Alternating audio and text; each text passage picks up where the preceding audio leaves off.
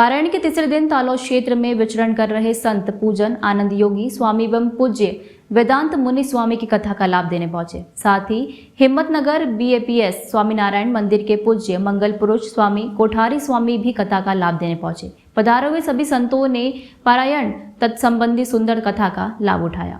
परम भगवतिया दीपक भाई, श्यामल भाई प्रजापति और आर्यन जयेश कुमार पटेल ने गर्मी के मौसम के अनुसार आइसक्रीम और लस्सी की प्रसादी परोसी।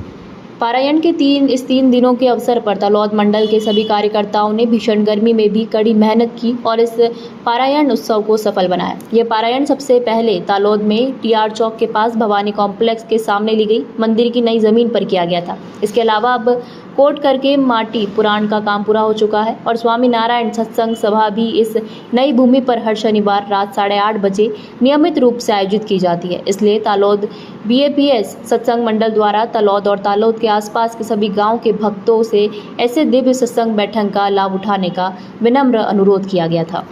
10:30 आराम में जइए પછી લગભગ 12 12:30 સુધી ફોન ચાલે કેટલા રોજનો ક્રમ એટલે અમુક ભારતમાંથી પણ ફોન આવે ત્યાં સંતો ફોન કરે રાત્રે અમુક પરદેશના ફોન આવે એટલે રાત્રે 2 કલાક ફોન ચાલે પછી પ્રમુખ સાહેબ મહારાજ કે અમે સવારે 5 વાગે ઉઠી જઈએ